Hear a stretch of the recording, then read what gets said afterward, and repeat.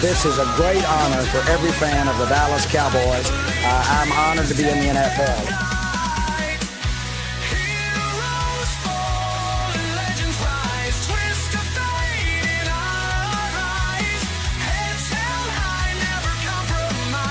What can I say? Mamba out.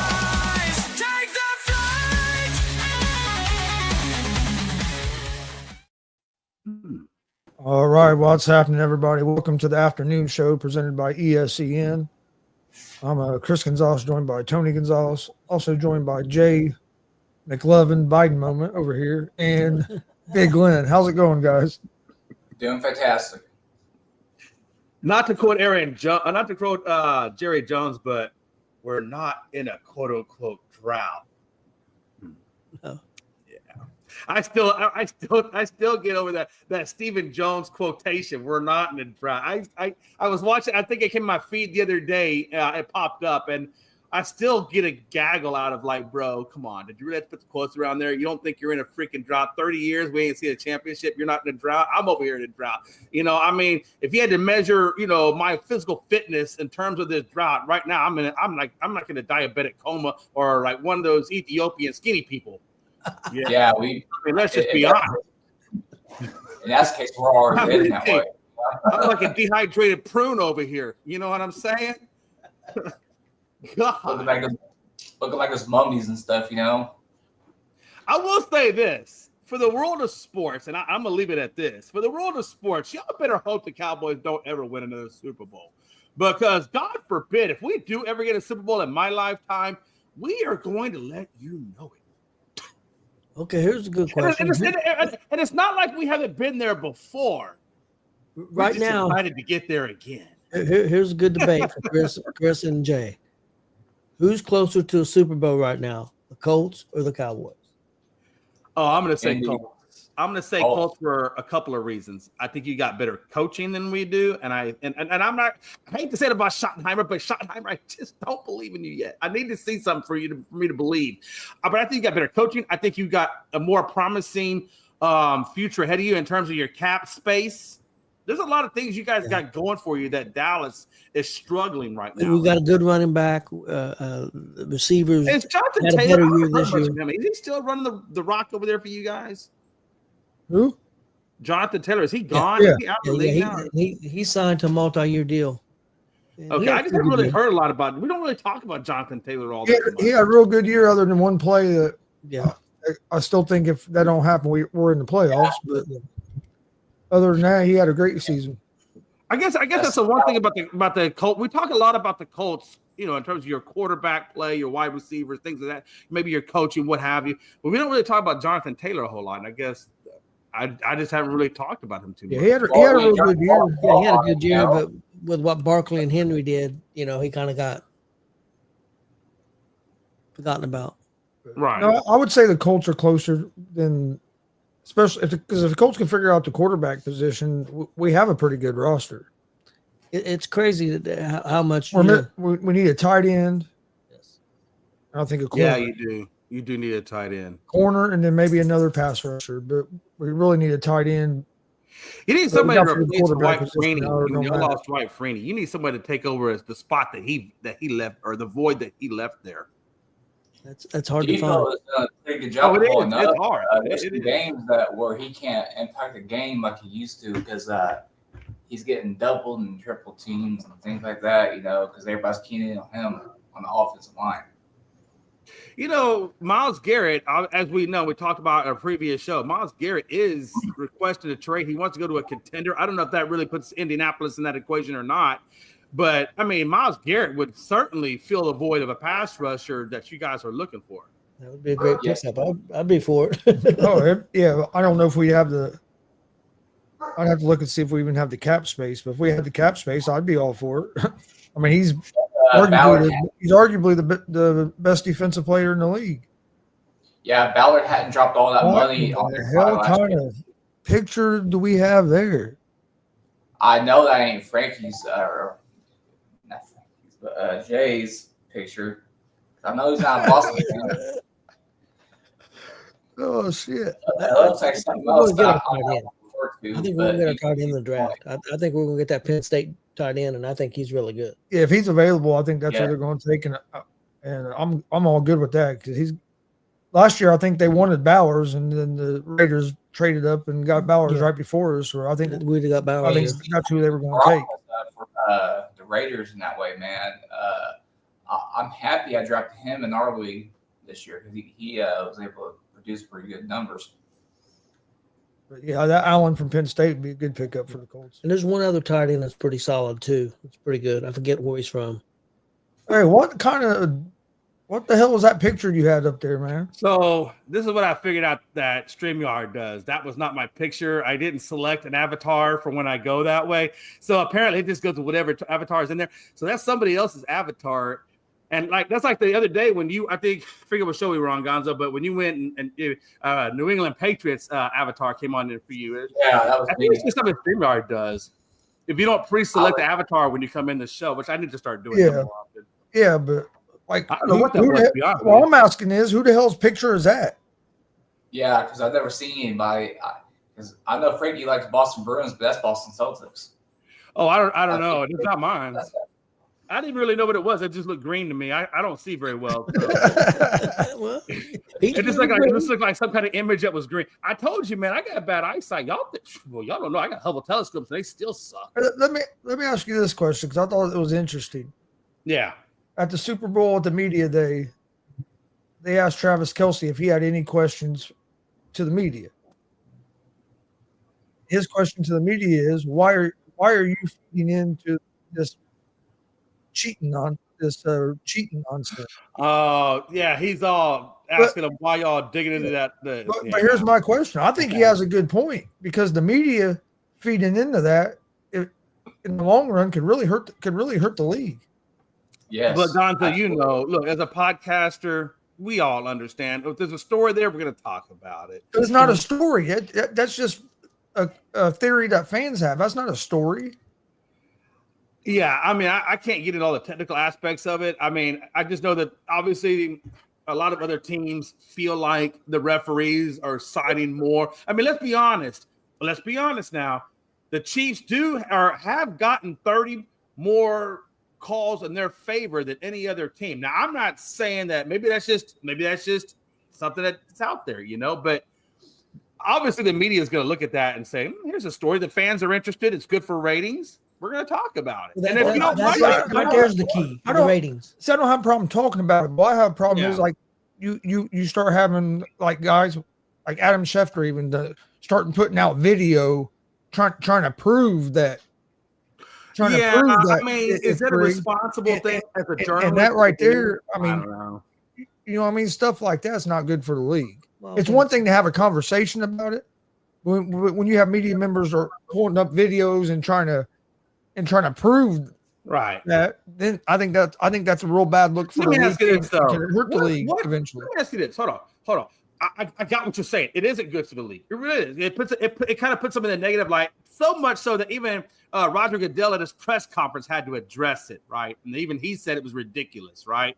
So, but let me ask you this. You tell me one damn journalist out there that cares about what's the condition of the league. They don't care about the league. They care about their ratings. They care about their job, Gonzo. But here's the And until problem, we Jay. understand that, everything becomes a lot clearer. Here's Let's the be problem, honest. Jay.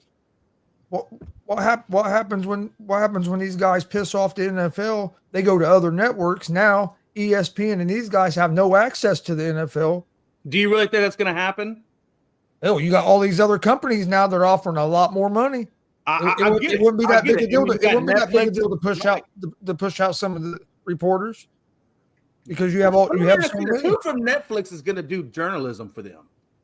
Like you know what I'm saying? Like who's going to be a journalist for Netflix? I mean, as far as I know, Netflix doesn't have a journalistic department. Neither does Prime or But Peacock. as they grow their live stuff, they'll start hiring people. Perfect example, like the TNT and the NBA show. They was wherever they moved because TNT's not going to have that after this year. They're trying to hire all four of those guys to go to their network. I can't remember. Do you remember who was the Prime? Whoever got it? The NBA. I think It's licensed on ESPN. Okay, well, they're trying to hire Barkley and all them guys to do that show. So I mean, it's all about money. Let me ask you this, though. Let me ask you this. Okay, let's look at it from a different angle, if you don't mind. So, okay, let's say they do. Let's say Netflix goes out and hires journalists to come in and do that, and then they take on, and then now they're the ones. And then ESPN, now they're battling. Are you telling me that you're creating jobs for somebody on Netflix because of this? We're creating jobs, and that's a bad thing? I'm not saying, what I'm saying is if the players in the league lose trust in the guys the media that's in the locker room talking to them, they lose that much trust in them because of what they're doing right now, it's going to be hard for them guys to get any stories from the players. I mean, yeah, it could be. You see, that's what I got to be honest with you. Look, I hear what you're saying because and on that one level, that absolutely 100% makes sense. Having said that, though, I got to be honest with you. The players giving them interviews brings in money, okay? And I don't think for one damn minute that the NFL is going to say, you know what?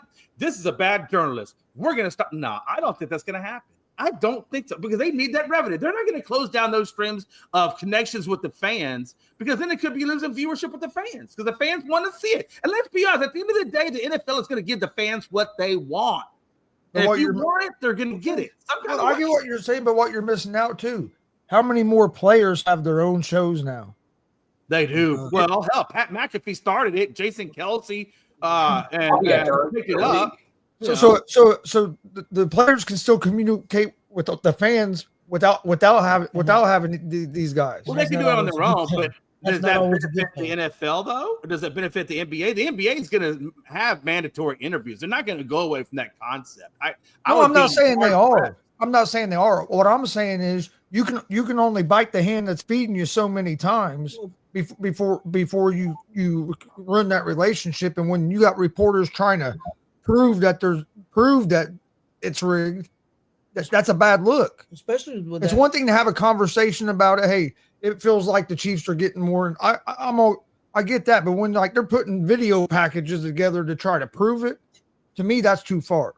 I just feel like entertainment is a very nasty business, and I don't think just because one does one and one does other that either one of them are ever really going to go away. But guys, it's just not going to happen. It's going to go away. I'm just saying. I just think it's a bad look to be doing. Well, let's be honest now, Gonzo. How many athletes do we know that have refused to do interviews even when it was going good anyway?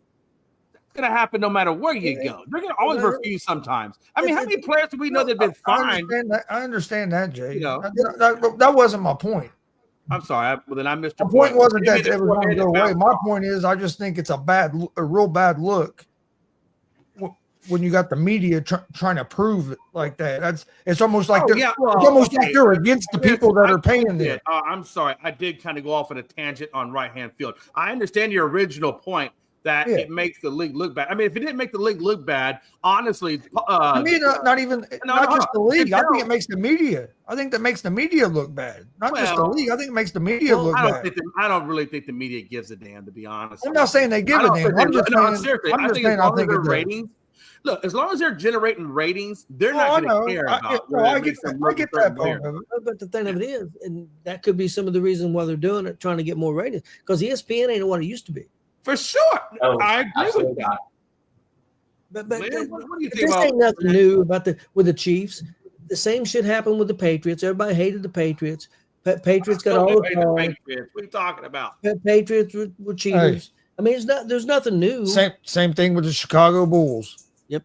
In the NBA, everybody always said the Bulls got all the calls. Jordan gets every call. I mean, whatever team is dominating, you're going to get that. I mean, let's be honest. Whatever player. I'm just saying with this, so they're going to another level with putting videos together, try to, I mean, this went to me to a whole different level with it. But yeah, let's put it this way, and I think the NBA is a really good one.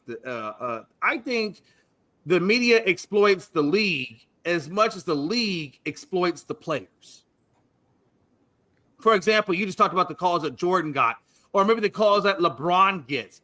When you got him, or even the calls that Kobe got, when you got your main stars, you're always going to put them in a positive light because those main stars put butts in the seats. So it's still a cash moving business, no matter what. Is it always a pretty perfect thing? No. As a matter of fact, often it's ugly as hell. Oh yeah. But Let it's me still ask you, entertainment. do you think the officials help protect Mahomes? I think they do. About as much as they help protect Yes. Brady. No, seriously. As Yeah. much as they help protect Brady. Like, how many calls do you see Brady get? Hell, half the damn rules that were designed for quarterbacks was because of Brady. Because that's their cash cow. That's their dude. And they're and now Mahomes has received a torch from Brady, and now Mahomes is the next guy to receive that kind of treatment. You can't tell me they don't. See, but one thing about it is when people say they're cheating and stuff. Now, I don't buy that. I mean, I know that they don't have the same officials for every game. And I honestly don't believe the NFL is telling their officials, hey guys, make sure Kansas City gets the calls so they have an opportunity to win the game. I don't buy that. That's just me personally. I understand. Do I believe do they get some calls? Yeah, I'm not saying that they don't. And a lot of times the calls are close, like that one with Buffalo, whether they got the first down or not. That was a very close call. I mean, I've seen pictures this way, I've seen pictures that way. It was that close. Buffalo fourth and 5, and he got over the 40. It was very close. My opinion was if it would have been called a first down on the field, it should have stayed a first down. There are too many angles that show that was a first down. That ball was clearly I thought it over was a the first mark. down, but but I got a question for you guys. Yes, go ahead, I'm sorry. it's for you three, and it's related to what we're talking about, but it's for the NBA. Do you think the NBA referees like to influence the spread in the second half of basketball games? When I say that, they tend to call fouls often or less often. That's a good point. Yeah. I get what you're saying. Yeah, because there'll be some Pacer games I'll be at, and the second half just goes on forever. And sometimes you'll see for example, if the Pacers are up a lot, all of a sudden that you start seeing that lead go down as the fouls calls go up. So I just want to know from you three if you think that's a possibility. Let me see if I understand your question correctly. Are you basically saying that the fouls are in congruence with the spread, and is that a good thing or not? Yeah, that's my question. Yeah. I mean, look, let's be honest, guys. Look, we're talking business. We're not talking ethics. We're not talking right or wrong. We're not saying what's good or what's bad. At the end of the day, it's all about driving the dollar. The league is all about driving the dollar. The players are all about driving the dollar. Vegas is certainly all about driving the dollar. There's a lot of big things that come into play. So I absolutely would not.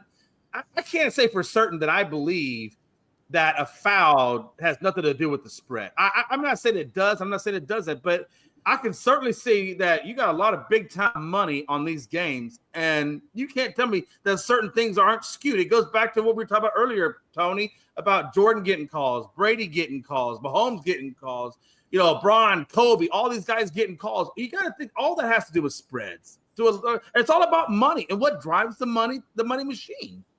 And you can't tell me that Vegas don't have a damn impact because, like in Gonzo, you even said earlier, I think it was, how that even in Cincinnati Reds, they got gambling machines. Everything is all over the place. That's all about the almighty dollar, and we don't give a damn, how it looks on the league or whatever, because the league ain't going nowhere. It's been around for generations. Yeah, overall, I don't think the refs are out there and are saying, "Oh, I'm gonna call this," or "Oh, the spread's 6 points. They need to score 2 more points. I'm gonna call a foul." I don't think that's overall happening. I don't believe that. Now, are there some bad refs that are breaking the rules and do stuff? I'm sure there are. There was just one umpire in baseball that's got in trouble, so I'm sure you probably have a bad apple here and there. But overall, I don't think it's that. Because just watching basketball, usually, and we all bitch about it in the playoffs. Referee the game the same the whole game. Don't change the way you call it at the end. And that's been something that's been going on in basketball forever. So me ask you. I don't necessarily think that it's because of the It's not spread. anything. It's a golden road kind of thing. I see what you're saying. Yeah. Chris. Here's the thing though. I and Gonzo, this is just a theory. This is my personal theory. It probably don't mean a whole hell of a lot, but I always think in my mind, for every cockroach you find, there's a million other cockroaches you didn't. And I think we see it in basketball where that ref got kicked out for gambling. You saw it in baseball where he got fired because he was associated to a betting link with somebody that was betting on baseball.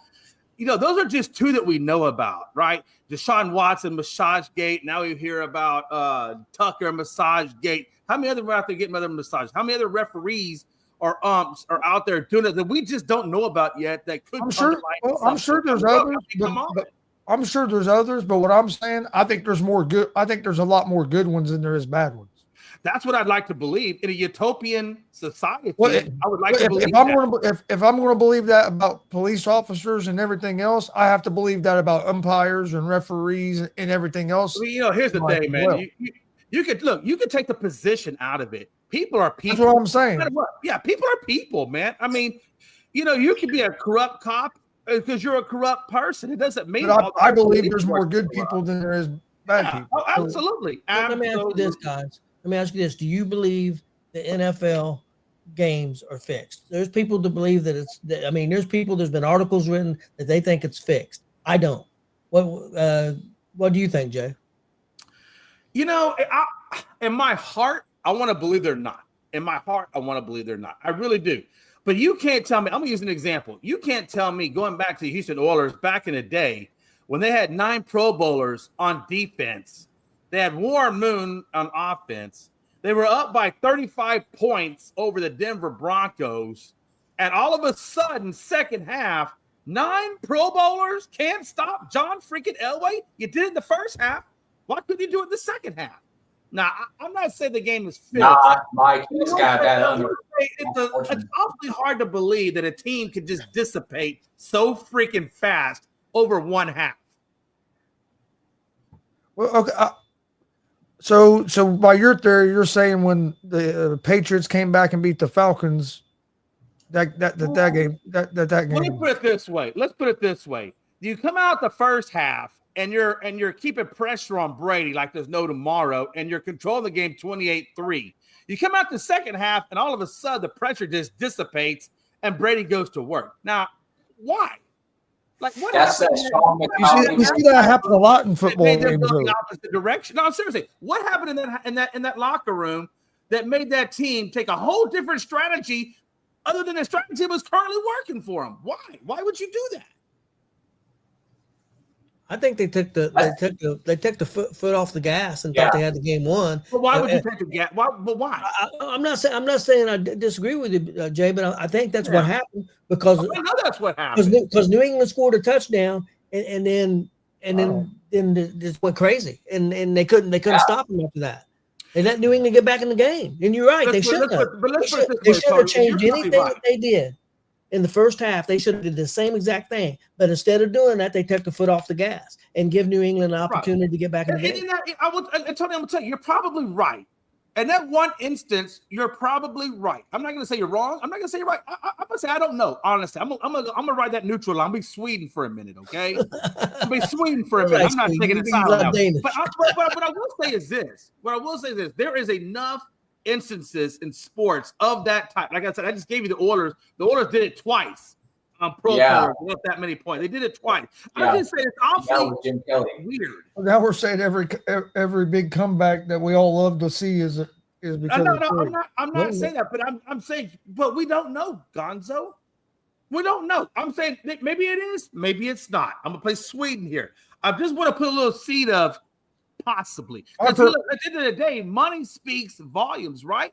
It's all about the damn money. And how do you know what they will and what they won't? They're not going to come out and tell you that. Nobody's ever going to come out and tell you that. They're going to tell you that Lee Oswald killed Kennedy. God knows who really killed Kennedy because the files haven't been released yet. There's a lot of things we do and don't know at the end of the day. We've still been waiting on the files since 1963.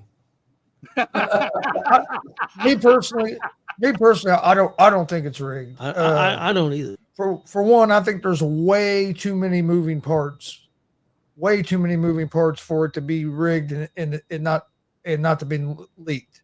Yeah, somebody Let would me have ask taken. Because you're talking. I mean, between Watch this. Let me ask you this: are you saying that the Chicago Black Sox are an anomaly and that never happened again? It only happened at one time.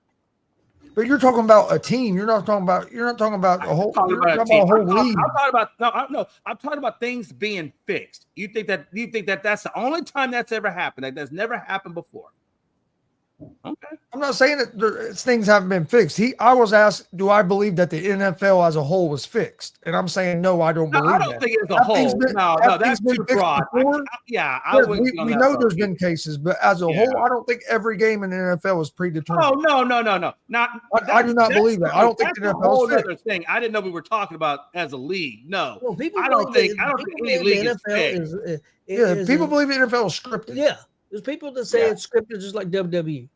Well, you know WWE is scripted, but Well, yeah, I know that, but people are saying I the mean, NFL is scripted too, and I don't believe that. I NFL, don't believe the NFL is scripted. Yeah, I don't think so. Now, Yeah, that that's I why would I'm. 100% Yeah, agree is there with. instances where things have been? Yeah, we all know that, but as a whole, I don't think it is. Let me is ask what you a I'm question, and this is not NFL. Let's go back to MLB for a minute. How many times? And I know Gonzo, you've gone through this. I know that Glenn has gone through this. I damn sure know Frankie's gone through this, and I damn sure know I've gone through this. How many times have you seen a baseball be so far out the zone it's stupid and it's called a strike, or vice versa? How many times have you seen a baseball be so far in the zone but yet be called a ball? How many times have you seen that? At least once a game. Weird, don't you think? I don't think it's weird at all. You don't think that's weird? No. But I also umpired baseball for 20 years. Man, I can't compete against that. So Yeah. you got that one on me. I'm not gonna. I can't. What am I supposed to say to that? You know what I mean? Dude, you're back there. You got a lot of things going on. Sometimes you just miss. Sometimes you miss one. I mean, But you're it seems human. more than just one. It seems. To No, be but I'm almost telling like- you, it to me, that box they put up there is the worst damn thing in the world. For one, it's Yeah, the worst there's thing. some It's the worst thing in the world because awful- not every umpire has the same strike zone. Yes, the You rule got- says from here. those, you know, The rule will tell you from here to here, but everybody sees that different. Every umpire don't like when I umpired, people knew I'd give you a little. You're going to get a strike a little bit lower, but you're probably not going to get one a high one. That was my strike zone, but everybody knew that because I umpired so much. But see, but But when you another say guy- that, hold on, when you but say that, another that's my guy- strike zone. Another Hold on. guy, his might be a little bit higher than mine. Yeah. That's why that box is the worst thing in the world because not every umpire calls the game the exact same. Yeah, and I'm sure in Major League Baseball, pitchers know their umpire. I mean, to a certain degree. Yeah, their like if they know umpire Hey, gives you some on the hey, outside, hey, they're going to work hey, that outside Hey, corner. Jay McLevin's umpire tonight, man. He gives that a high fastball, man. I'm gonna throw that high fastball I'm more. going to see how high he'll give it to me. because he calls it high, but he's not gonna give me anything low, so I ain't gonna throw that. I mean, Let me ask you this: what's the point of having? Okay, on that principle that you're saying, and by the way, guys, I'm not saying you're wrong.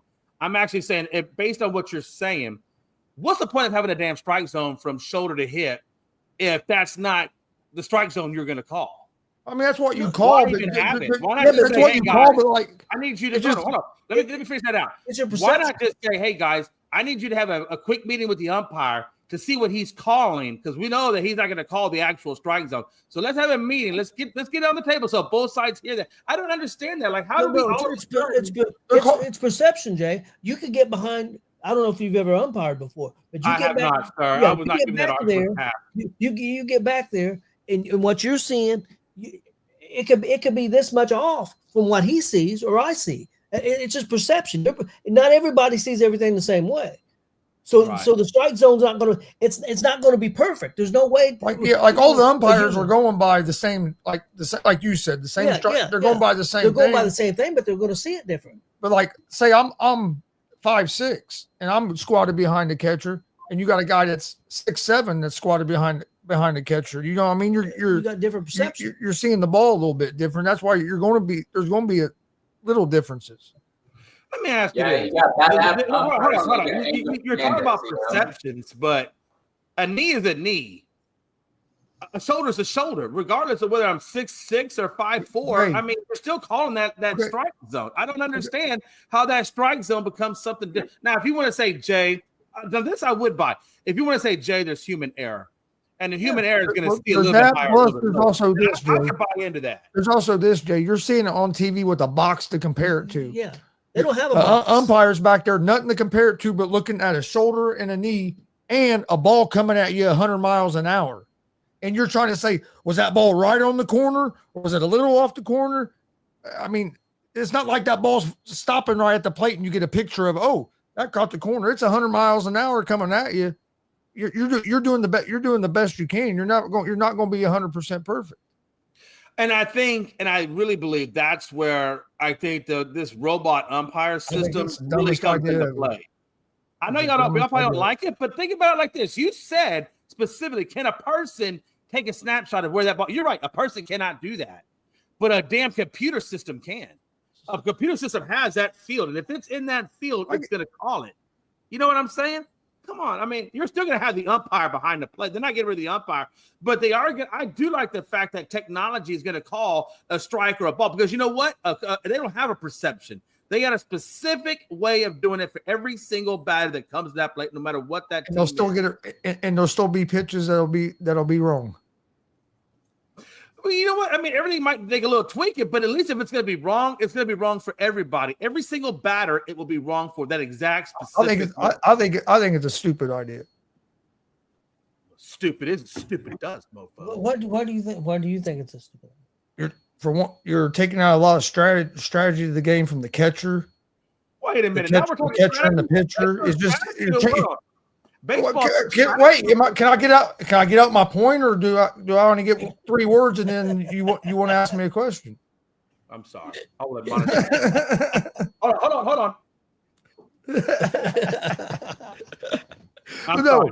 I do apologize. There's a lot of strategy between a catcher and a pitcher calling a game, and when you got that robot calling it, yes, they might be right a lot of the times. There's still going to be errors, just like they use that thing for tennis.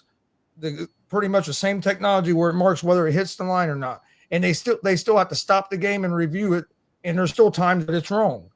So you're wanting to, we're trying to take out human error, but we're going to put something else that has error, and by doing that, we're taking away some big strategy parts in the game. Like, for one, what do you think all these coaches do in the MLB, or managers, I should say? Coaches in the NFL do it too. They get a scouting report on the referees, the umpires. NBA does the same thing. Players, the referee, the coaches, they talk about who the referees are, what their tendencies is. It's all part of the strategy of a game. I just think that's a big element you're taking out of the game. Okay, I mean, I hear what you're talking about. I just when I feel you talk about strategy, I agree. You are taking strategy. I'm not saying that's not right, but also I do know that Major League Baseball has no problems taking away strategy, right? I mean, they took away the shift, right? The Astros invented the shift, and then you take away the shift, and we were perfectly within the rules of baseball, but yet you took away our strategy. So now, why all of a sudden are we caring about strategy when they've been taking away strategy for how long now? I mean, I wasn't one of them that was a big proponent of taking the shift away. I'm just giving you my opinion. All right, you put a pitch clock in to speed up the game, but how much strategy with the pitcher or even the batter for that matter, because the batter has 8 seconds or they get called a strike. How much of that strategy are you taking away from the pitcher and the hitter when you did the pitch clock? I mean, we take away strategy all the time. So why should it matter now? Because I was never a proponent to take away any of the strategy is what I'm saying. I'm giving you my opinion. I was opponent of the pitching. Now, do I like the pitch clock? I like what it's done for the game. I do think the pitch clock has helped the game. But was I a big proponent of it when they brought it in? No. I wasn't. It's helped ratings. But has it helped people watching the game of baseball? Yes, I do. It hasn't helped me because my boy Garcia likes to do the cradle before he throws the ball. Now I can't do the cradle. And watch this. Not only can I not do the cradle, but now he's had Tommy John surgery because of it. So you know what? That's what I say about the pitch clock. I don't think the pitch clock, the Tommy John surgery is because of the pitch clock. But the cradle. Let me give you an argument. I do got an argument on your cradle thing. By the original rule of baseball, which they don't fucking call in the MLB, that's a balk. Oh, now we're gonna go to the ball. Let me tell you Dude, something. almost every pitcher. almost every pitcher in Major League Baseball balks these days. They're all up there in the windup Yeah, they do. dancing They do. around and shit. You couldn't do that. You couldn't move forward till you were going to throw the ball. Now these guys are all. It's crazy what they let them do nowadays. No, you're right. It absolutely unequivocally is crazy. Like, how do you call? Like you said, how do you? If there's no consistency with it, why even call? Well, now pitcher will pull their leg up and pause, and then start to go forward and pause again and then pitch. Like you couldn't do that. Like once you started your forward motion, you had to go. Oh yeah, absolutely. No, I'm right there with you. Now I do think the whole pause thing is almost. I think that's almost like a timing mechanism for when they throw their ball. Again, a lot, and even with the cradle, it's all about timing. It's all I about. got a big problem with. I'm just saying by like the original rules though that it's a balk, but they call it the same for everybody, so it don't bother me. You know what I mean? They don't. Right. Now, I will say with Garcia, I want to go back to that. The reason why it messes, it causes injuries, because anytime you mess, this is me in my opinion, honestly, but I think anytime you mess with the guy's mechanics, he's not throwing it the same. He's not. Maybe it throws him off a little bit, and when you throw something off a little bit, you know, with the amount of stuff that you put into the elbow and the tension and the torque, it can mess a person up. That slight, you know, differential of the mechanics can mess it up. By the way, there it is again. It could. Jay, I agree with you. That is. I think it Is could that supposed to be like some kind of like cartoon character? Is that like a bird on top of a man's? I don't know. That's some weird shit. I think that's some Frankie stuff. I agree with you, some Jay. I think that could be a case, but I don't know if that's. I don't know if it. I'd have to see the numbers. Like, was there a whole lot more? Absolutely. Was there a whole lot more pitchers hurt this year than what there was in the past? You know what I mean? Well, we have noticed that Tommy John surgeries and those types of surgeries have gone up since. But those were going up before the pitch clock as well, though, because of all these innings that these high school kids are throwing when they're young. That's a really hard thing to prove with the whole Tommy John thing. I get it, because there's so many variables, like you said, all the way back to high school that you got to take into consideration. Well, actually, nowadays, even before high school, Jay, because you got all these kids playing travel ball when they're 11, 12 years old. I used to date a girl that had a young kid in travel ball. And, dude, they're playing a lot of games and throwing a lot of pitches. Yeah. No, I agree 100% with you. Sports is just a business, man, and I don't like the mechanics of the business all the time. I don't. We just got about a month and a half before opening day of baseball. It's almost here. Like you said, a month and a half before opening pitch. Just a little over a month and a half, because the Reds' first game, I believe, is March 27th. Is opening day day, and today's February 5th. So yeah, just a little over a month and a half. It's so interesting to me how fast, you know, it can come upon you, man, because I didn't even realize we're getting that close to it. I guess we open up against the Giants at home. I don't know who the Astros open up against. I got to go look at their schedule. I don't even care. We're the Astros. We're going to kick ass this year. I don't care. What I am curious about, though, since we're talking a little bit about baseball, is where Bregman is going to go. He still has not. He's still a free agent. He hasn't signed with anybody. I know Dana Brown said that the door was cracked open, at least, for Bregman on a possible return, which if he returns, there's been talk that could put Altuve in the outfield, which if he does go to the outfield, I hope they put him in left because of that short porch in Houston. But I don't know if I like that fact, because he is so short. He's going to have a hard time trying to get those balls up in the wall, you know, compared to other people. But still, and I think that puts Paredes, I believe what they're saying, is at second. So I'm curious to see where Bregman goes. And I don't know how many other free agents haven't signed yet, but I know that. And, you know, I like the Christian Walker pickup that we brought on. Is Bregman that much better than Altuve in the infield? Oh, no, I would say, honestly, I mean, Altuve, in his, you know, as he's getting older, has taken a little bit of a dip off of his batting average, but not much. I mean, not hitting, Jay, in the infield. Oh, I don't know, man. Bregman, and now I'm talking about the third base spot, right? At the third base spot, you're not going to find a better guy than Bregman. The guy's got numerous gold gloves to back it up. Well, what The I'm guy's saying is, do you defense think is it's on worth point. moving Altuve to the outfield for? Is what I was. Is No, basically- not at all. I would not move Altuve to the outfield. Honestly, I don't. Especially as he gets older, plus his height, he just doesn't make the perfect candidate for that type of position. I'd rather see Chaz McCormick or even Jacob Myers take up those types of spots. But to put Altuve out there, I don't know. And then what do you do with them? I mean, you got to do something with it because now you got Paredes. You know, what are you going to do with that? I mean, I don't know. That's interesting. I'd probably keep Altuve if it was me, I'd keep Altuve at second, and Paredes would just have to ride the bench, and maybe have Paredes and Altuve because you can give Altuve breaks and then have them swap out at second, and that way you keep Altuve fresh throughout the year because he is getting older. But Who's your I wouldn't shortstop? do an outfield. Nah. Who's your shortstop? Pena. Jeremy Pena. Yeah. No, Any good? I would keep everything exactly the same. The only thing that I would say that where I think Paredes would help the Astros, like I said earlier, is just giving Altuve days off, so he doesn't have to play every single game. You know, I think you can almost use Paredes in a sense as a utility guy, an infield utility person, almost even at that respect. We have about 10 infielders, so we got a lot of utility guys. Well, there's nothing wrong with having too much. It's better We than have a lot of having- guys that can play. We have a lot of guys that can play infield or outfield. How do you feel about y'all's chances this year? I mean, you've seen all the additions and stuff throughout the draft and things.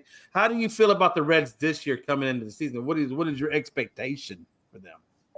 Top Make two the in the NL playoffs. Central. I think we're Yeah. a playoff team, and I think we'll be competing to win our division. Yes, I have to agree with them until now. I was just saying the same thing. We'll be up there. If our pitching stays healthy, that's something it didn't last year. If our pitching Right. stays healthy, I think we can contend for the division, and I think we at the very least could be a wild card team. I think we'll be in the Let me running. ask you that, I think though. we got a real good manager. Got a good manager, and I like some of the moves we've made. I still think we could add maybe a power bat, but other than that, Jay- I think we've made some good moves. Jay, you like us? We added Lux. F the Yankees, F the Dodgers. We're gonna have an Astros and Reds World Series. Oh, that would be awesome. That would be awesome. And I hope you guys would come down for us since we're going to be the winners. I'd love to host you guys at my I'll give you some great food to ease your pain. I will load up Gonzo with so much barbecue, it'll be ridiculous. You can get. Hold on. All I ask is if I'm giving the food, you bring the herb. That's all I could ask. I think you should. I think you should come to Cincinnati. You know what? If you got herb, I'll come. Hey, I'll rent a car and drive down Hey, myself. it's legal there, so it'll be all right. Not legal in Indiana. It's legal in Cincinnati. Well, yeah, we'll get on one of those river boats and shit. Smoking down the river. Hey, I was wondering is it why legal y'all in spent Texas? so much time in Ohio, Tony and Gonzo, and now I know why. I think Texas. Yeah. I think Texas is just medical. Yeah, Texas, you can get a license to grow on your property. It has to be one strain. It can't be multiple strains, but yeah, you can get it. It's a little bit, What strain you growing, Jay? whatever I can get. I mean, I don't have a specific preference. I'm not bougie like that. I'm more like a seeds and stems kind of guy. That's just what I do. Oh. I do the skunk week. Can you not tell? How do we get all this conversation? But anyway, I'm sorry. We should not be talking about herbs unless it's garlic or parsley. Or Love is gonna get on this there afternoon. ain't nothing, I mean, I ain't nothing wrong with it, but just Yeah. where I expect us to go with it. I never know. No, I do. I think the Reds are going to have a real good season. I'm excited. We got a new manager, and Frank Conan knows what he's doing. I mean, everywhere he's been, he's turned them around. You know what I mean? I think he's going to do the same thing. Because even in Cleveland, you got to remember. Look where Cleveland are. They the Guardians now in baseball? Yeah, but he was there just a couple years ago. He was there a couple years ago. Had him in the playoffs, and he set out last season. But that team was was still good, and it, you know what I mean, it was basically his team. So that's what I'm saying. I think he'll do the same thing with the Reds. I think he'll get the Reds going a totally different direction. And I like the move. I like some of the moves they made. I think our pitching staff improved, especially if we're healthy. And so I'm excited. Back. I'm excited for the season. Same here.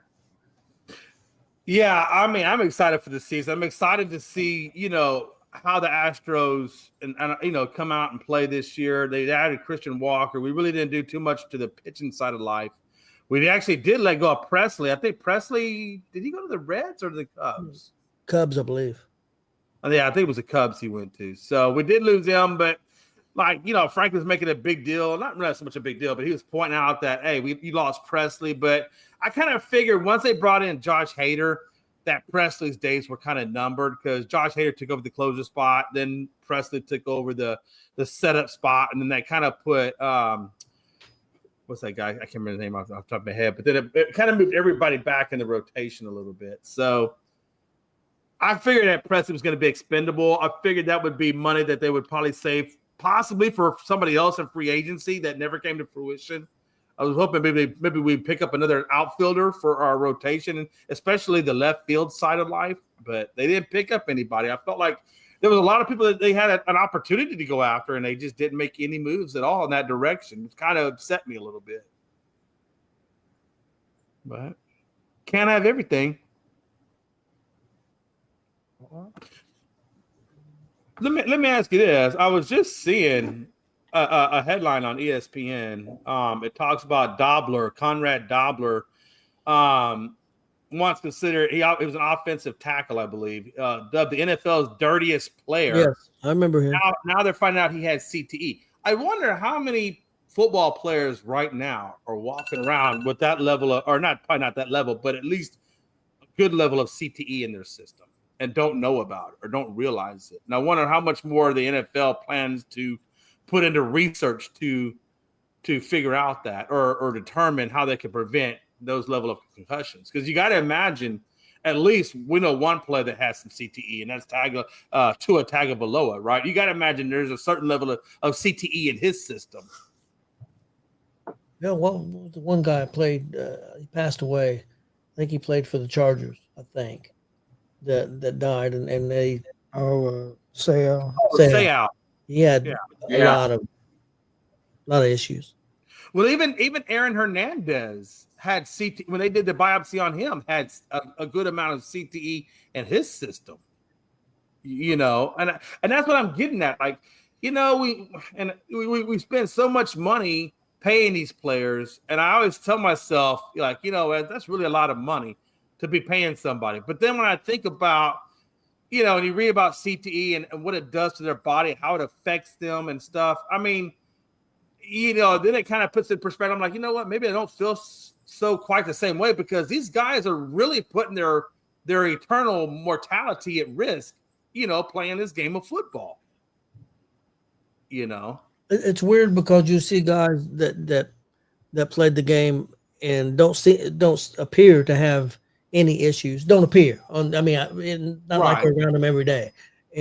But then other guys, it's just weird why it affects some people a certain way and it don't affect people near as much. It's. I mean, I guess it's just the human anatomy. Everybody's different. So.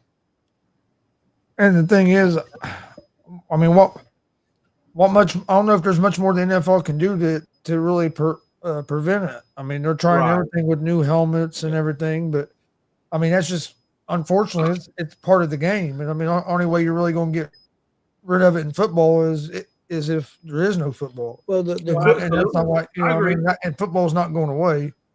Well, I think the equipment's a lot better now than it was. Dobler. Oh, yeah, that's what I'm saying. Dobler played in the 70s, I think. I believe he died in 2023, so I think he probably was an earlier. So I mean, the equipment's so much better now. Now I think it's a hell of a lot safer now for sure. But what I'm saying is, I don't know if they can make it. I don't know if they can make it any more safer than what they have made it now. You know, I mean, they got these specialized helmets. They're trying. I think the NFL is trying. That's what I'm trying. I think they're trying. Well, I mean, and that's. Well, the WWE. I mean, at Chris Benoit, they said he had a brain that looked like an 87-year-old man. And you know, they back when he wrestled, they took chair shots and all this stuff. WWE outlawed chair shots and stuff. Well, so, chair shots to the head. chair shots to the head. Yeah, I mean, you know, Undertaker said he feels bad. He said he said he clocked people in the head with, but that's the way I things was were. going to ask you, like, how many wrestlers do you think have CTE? Because with all the things that they do with ladders and falls and this, that, and the neck, power drivers and all this other stuff, you got to think that they got some things. Oh yeah, well that's what I'm saying about Chris Benoit. They said Benoit, when they cut him open, his head open, because they put his into research and said that he had a brain of like an 87-year-old man, and he was that's insane, isn't it? he was 37 years old. Man, I think the number is pretty high, just like the NFL. Maybe that's the extreme of the NFL, but the number is still pretty high, I'm sure. Probably not as much now in the WWE because they don't take the shots to the head as much as they used to. Like now, you can't, like you just said, you can't hit them with the chair in the head. I tell you what. And you see a lot more guys nowadays get their hands up than what you used to. You guys wouldn't put their hands up. They would just eat them. They just eat them damn shots. Now, like the shots coming toward the head, you see guys get their hands up more than what you used to as well. I know we'll have to keep an eye on J.D. McDonough going forward after that hit that he took on Raw a week ago, man.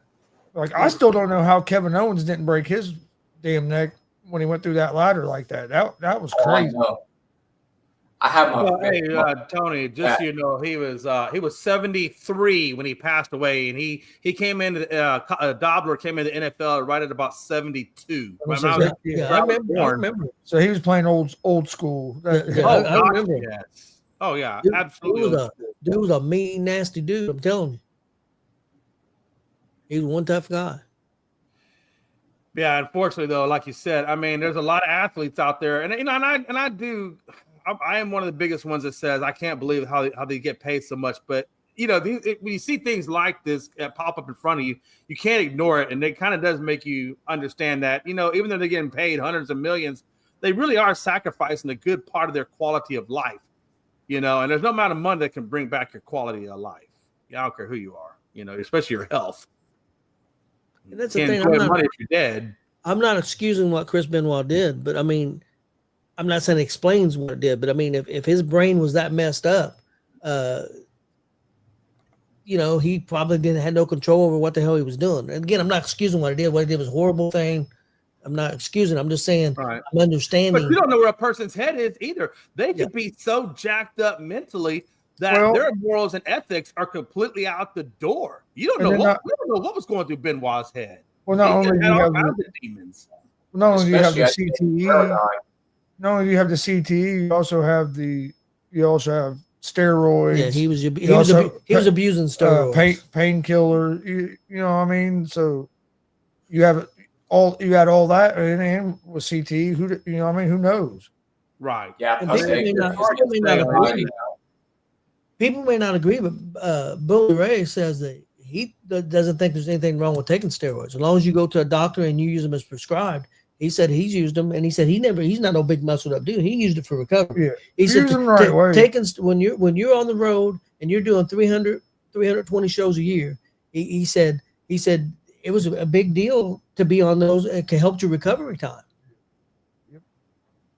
Right. And he said you got to follow what the doctor says. A lot of guys get where they don't follow what the doctor says, and that's when it becomes. It's like anything else. It's like anything else. You can't abuse it. Not to move away from that subject matter, but I was saying, since we're on the NFL, Josh Jacobs came out about the Packers and says he really is encouraging them to bring in a wide receiver one to complement the young group of receivers that they have. We all know that the Packers were extremely banged up in the wide receiving core in the playoffs. You know, I wonder who do you think would be available to even bring in? I was going to ask you guys this question because I've seen that he is going to be available. I don't know if he's a wide receiver one anymore. Right. But the Rams have told Cooper Kupp that they are going to. That's right. They sure did. So do you think is Kupp, could he still be a one, or do you think he's more two or three? I don't think he's a one. I don't think he's a one anymore. No, I think some of the injuries that he sustained has kind of taken him out of the wide receiver one. or let's say a true wide receiver one. I think he can still play at that close to that level. But honestly, outside of 2 seasons, if you look at his career, outside of 2 seasons, he really ain't put up number one wide receiver numbers. But them 2 seasons were great.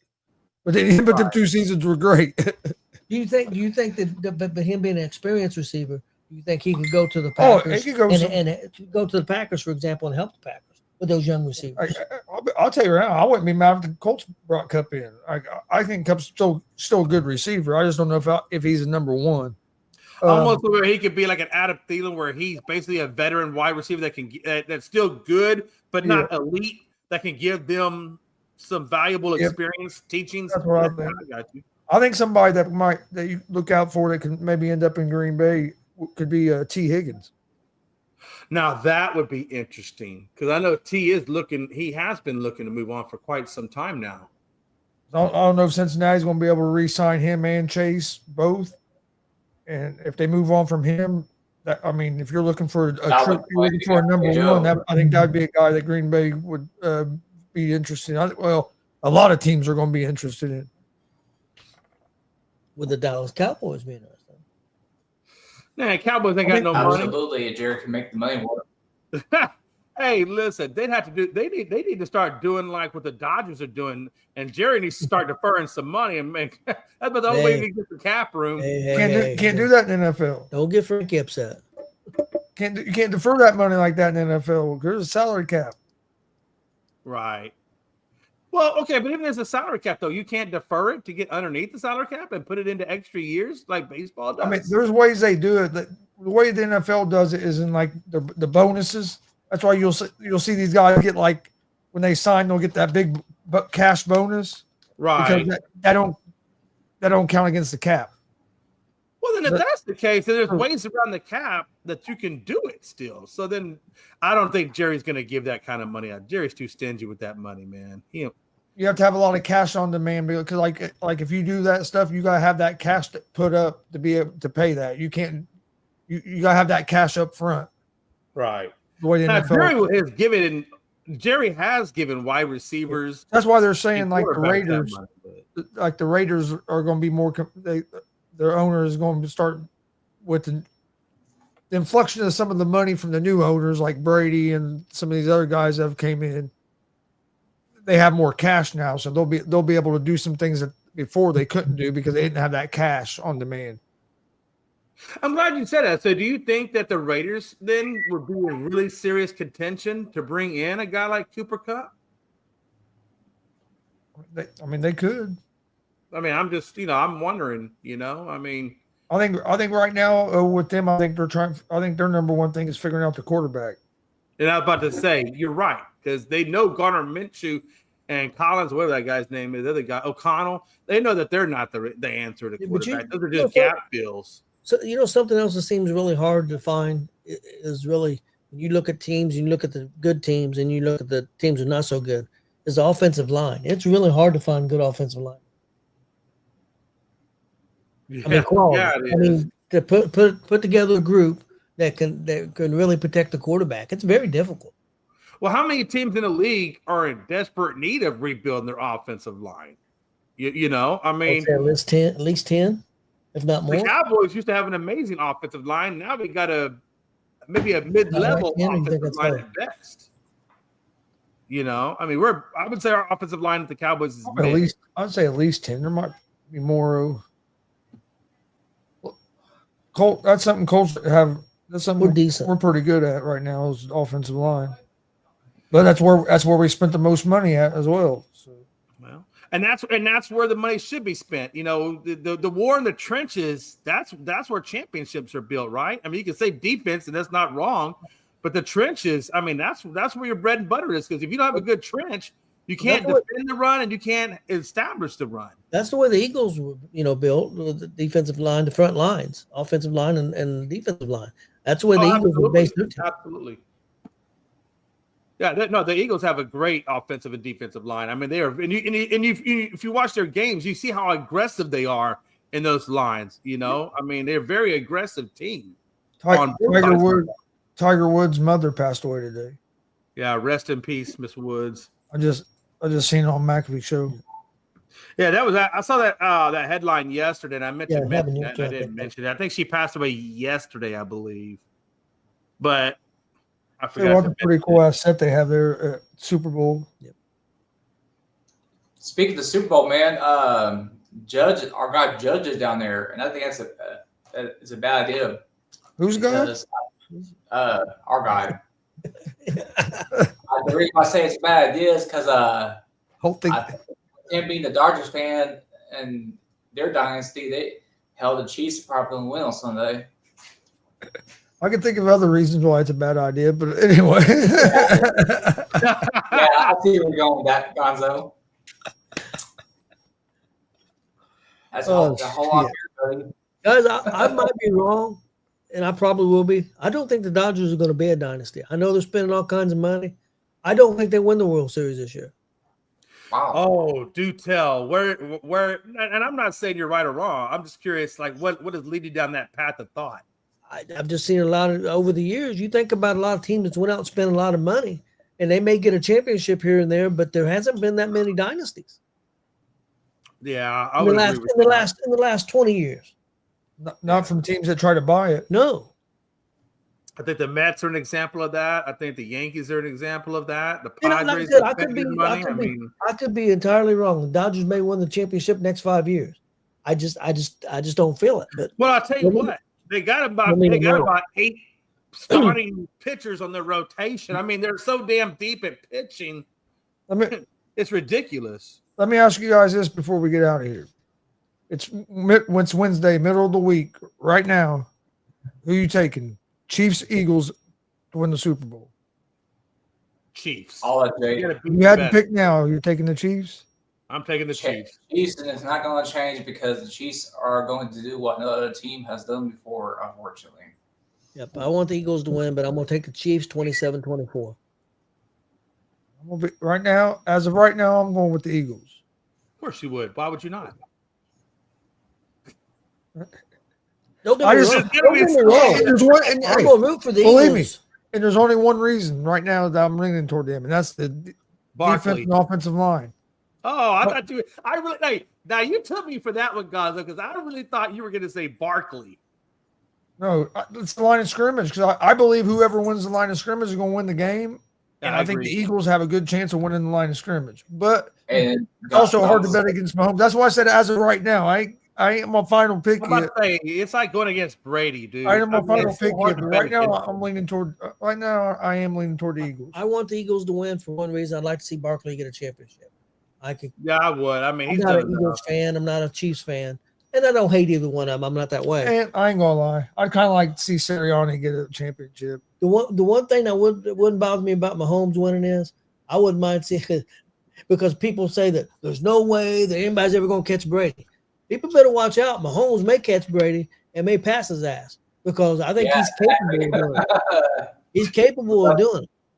Yes. And there's I something think, we just learned. And he don't have an air pump over. That's Let me ask you, Gonzo. football either. I'd like to see Sirianni win. Hold on, Gonzo. If you were to go to the betting facility right now and place your bet, and I want you to think about this. I want you to think as you're really putting that money down, not just hypothetically. If you are really putting your money on a team, who are you putting the money? Are you really going to go with the Eagles with the money? I gotta see what the odds are. What's the spread? I gotta see what the odds are. Well, I would say KC because that depends. Because even if I felt like the Chiefs might win, if I'm not getting good, if the odds are too much, I wouldn't bet. I would say KC's the favorite, but I don't think I'll give you my answer, Jay, for that one. If I had $30, I would actually put $20 down on the Eagles and 10 on the Chiefs. He's hedging that bet. You're no fun, Glenn. Nobody likes that. Nobody likes that, Glenn. Hey, I'll walk away with What's some your money. opinion So right that's now? what matters. It's basically even. It's probably Right now, it'd be Eagles. It'd be the Eagles. If I went to actually, I mean, I could do it right now on my phone. But if I was like going to go bet today, it'd be the Eagles at minus 150. Well, actually, you get better odds on the Chiefs at minus 105. Or never mind. I'm looking at the spread. get the Eagles at plus 102. So yeah, if I was going to bet on this game on a team, it'd be on the Eagles. Interesting. Okay. Chiefs are minus Okay. 120, so that's not bad either. Yeah. It's almost, I mean, they got it pretty close to a pick 'em. They got the Chiefs as 1.5 point favorites right now. The over under at 48.5. I kind of lead toward the under.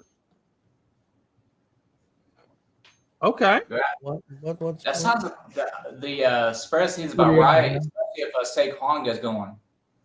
So I think it could be like a 2017, 23, 20, 23-17, something like that. I don't necessarily think like both teams are going to be up in the 30s. I predicted 27-24, but we'll see. Hey, tomorrow, I'd like to put this out there. It says tomorrow, guys, I definitely would like to talk about, we didn't get to it today, but a little bit NBA stuff. All right, we had the Middleton trade. We got the possible Durant going to the Rockets, or I think there's another team in there. I can't remember offhand what it was, but there's obviously some speculation on him. So tomorrow is the trade deadline. So I'd like to talk about those What time two is that topics. deadline? 5, 4, 5, 6, something like that. Yeah, so we should be able to go on air before the deadline ends. So we definitely talk about those types of scenarios tomorrow. So I think that would be something we'll put on the burner or on the to-do list for tomorrow's show. Real quick, what do you think the odds are for Saquon Barkley to have 100 or more rushing yards? 99%. What the odds are? I would say, I bet the odds are in favor of it. I don't know what they'd be, but I think they're in favor of it. Minus 170. That's crazy. Minus 170 for him to get 100 yards or more. They're saying he won't get to 100, huh? No, they're saying he will. Yeah, I never understood that sounds whole about odds right. thing. So negative means is when you're in favor and positive is not in favor, correct? Yes. Okay, so then there you are. Okay. Yeah, I just showed you how much I know about betting right there. Just so you do know. That's a pretty big favorite for 100 yards. But hell, I think it's like minus 170 for him to score a touchdown or something like that, too. I think he scores a touchdown. I think he's going to score 2. I think he is going to score. I mean, because you got to imagine that a lot of that offense is going to go through Barkley. They're not going to get away from Barkley. He's That's what got minus them. 190 to have a touchdown. That's crazy. He's Wow. minus 200. Wow, that's interesting. No, too much of that offense is going to go through Barkley for him not to get a damn touchdown. Either it be passing or receiving or running. What is it for Hurts? Because I think Hurts scores a touchdown. Minus 115. Yeah, Barkley is going to roll out and wham. I would bet Hurts just because the odds are better. You're not making a whole lot betting minus 190. Unless you're betting quite a bit of money, but if you're not betting a lot of money, you're not going to really. I'd probably parlay the two up, actually. Glenn, I'm just going to start sending you money. I'm going to have you bet for me. That's one I would definitely parlay, Glenn. I feel like you're pretty good at that betting. You're pretty lucky with that stuff. Yeah, I got a free $25 NBA bet for the NBA tonight. So I'm glad you didn't use it last night on the Pacers. We looked like shit. Yeah, I'm happy I didn't need it because I probably would have bet, even though that the Portland is awful. But I won't go into details. But you guys will know if I win tonight. Portland didn't look awful last night. They put it on us in that fourth quarter. What do you guys think? Butler gets moved or no? Yes. I'm going to say no. There is speculation that he could be part of a 3-team trade. I did see that. I've been saying no the whole time, so I'm staying on no. I'm gonna go no. Yeah. I think if Butler does get traded, I think Durant is going to be involved in that some kind of way. And I think it's going to be a 3-team deal that will involve Butler and Durant. If it does come to fruition, I think that's the way it would play out. But I'm right there with Gonzo. I just don't think Butler's going to get moved. I've heard Durant's name to Golden State a few times. That's interesting. That's interesting. I've named the Lakers since 2017, but that's never happened. I would like tomorrow to talk a little bit about Tom Brady, and is there a conflict with him being now a team owner and also an NFL analyst? We want to talk about it now. We'll save that for tomorrow's show, but just put that out there to percolate a little bit. All right. Well, anybody got anything else before we get out of here? Hey, just remember I'm sorry. Go ahead, Glenn. I apologize. Oh, no, I had nothing.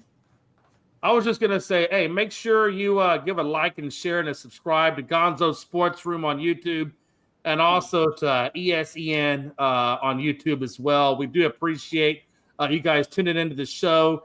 And also, we definitely appreciate if you give us that subscribe. It really means a lot to us, and Gonzo Sports Room as well. Most definitely. All right. Well, thanks for joining us, and we'll see you guys tomorrow.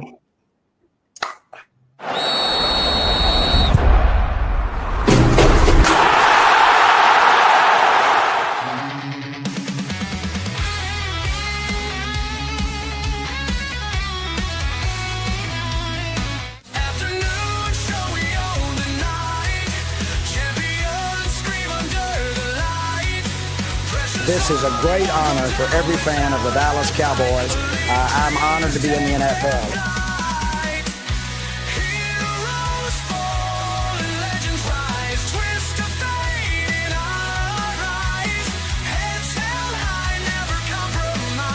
What can I say? Mamba out.